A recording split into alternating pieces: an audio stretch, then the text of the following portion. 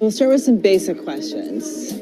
The sky is, in a world where it feels like nothing is as it seems, blue. It's blue, of course. Oh, the sky's blue. The sky's blue. 1 + 1 is... 2. 2. There's at least one truth we thought was indisputable. And the Earth is... Flat. Flat. The Earth is flat. My reality, my senses tell me that the Earth is flat and stationary. Or so I thought. But for the people attending the first Flat Earth International Conference here in Cary, North Carolina, their Earth, indisputably, is not round.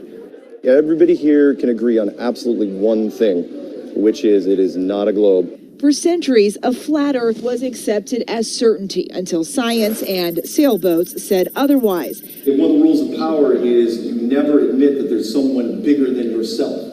But it wasn't until 2015 when this guy, Mark Sargent, posted his Flat Earth clues.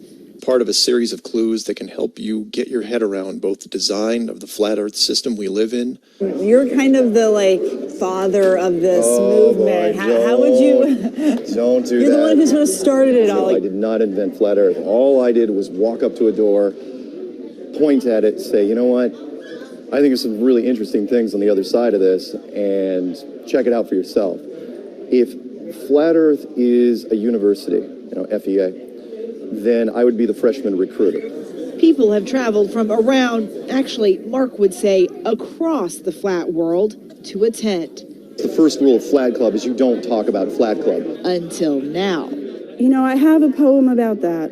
It's, right here. Amy Nicholson wrote a book of poetry about her flat Earth journey. A few months flat and 7 months to rally. Kim Gurley came to the conference from Houston. I haven't really come out all the way yet. I'm still a little in the closet. The North Pole's in the middle.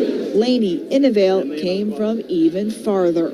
I mixed with quite a lot of flat earthers in New Zealand. You know Flat Earthers, I guarantee it. But you don't know who they are because they're afraid of talking about it. 1, 2, 3. We're crazy! Like many modern movements, this one has grown in large part out of the internet, with rappers like Odd TV evangelizing to hundreds of thousands of subscribers.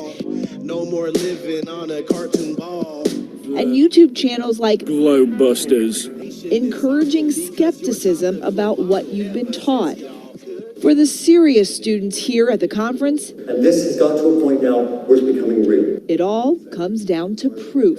When it comes to science, there's things you can test right now, right? Fire burns, water's wet, drop something, falls to the ground, that appears to be gravity. Those are things you can test, right? But the curving horizon, the sloping sea level, the spin of the Earth, unless you can see these phenomena with your own eyes, they may not be true. A lot of people are going, this is crazy, right? But think about this. For the last 20, 25 generations, this is what we've told people. Unlike what we've been told in school, some flat earthers imagine the Earth looks like a snow globe, round but not sphere. The North Pole is at the center of most flat Earth maps, with the ice of Antarctica holding everything in. So are you certain this is what the Earth looks like? Pretty sure. Almost. I mean, there are some details to be worked out, sure, but the basic concept is sound.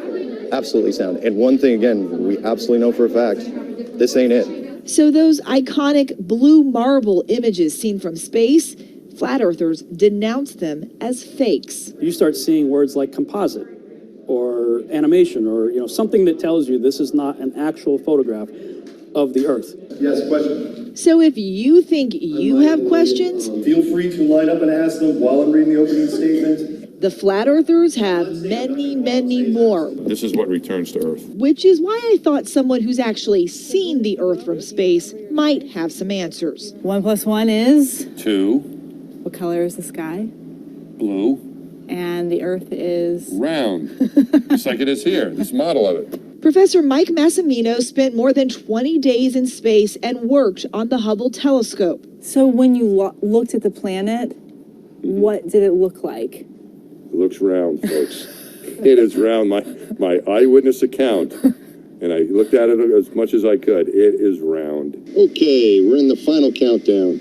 How you doing over there? He's played himself on The Big Bang Theory, but some flat earthers actually believe astronauts are just actors, part of a huge conspiracy going back to those very first steps on the moon. It's one small step for man, one giant leap for mankind. You don't believe that they've gone to space? No, not at all. The rockets go up, sure. There's nobody in them. I hope you're ready to listen fast because I'm ready to speak fast. Rob Skiba is another one of the celebrity contrarians in the flat earth movement. His popular YouTube videos and podcasts take clues from the Bible's book of Genesis. There's no way you can get a spinning heliocentric globe out of anything in the Bible. Are you just skeptical of everything? I have become skeptical of everything, and I think rightfully so. Pretty much everyone here, though, is kind of a conspiracy theorist. I don't say that's a common trait, but I think there's a little bit of conspiracy theorists in all of us. I really do. This is going to be fun. It's why many of them do their own experiments. Daryl Marble packed a level on a flight to test if the plane was flying parallel to a flat Earth. So there's going to be some science-y people who say that is a real Bobo experiment. They have. That's a little basic. I know. It's so simple, it'll go right over your head. The credo for many of these believers, check it out for yourself. Go out and test. You just want them to ask the questions. Why do you believe what you believe? And let you go from there. Because I could tell you something, and then you just look at me and say I'm crazy. A lot of people watching this are going to be like, that man is crazy. I'm sure they probably do. And I would say, well, they're crazy for not testing what they think they believe. Mm-hmm. But in a world of disagreements large and small, for something as clear as this horizon, the interpretation could be infinite. For NightLine, I'm Eva Pilgrim in Cary, North Carolina.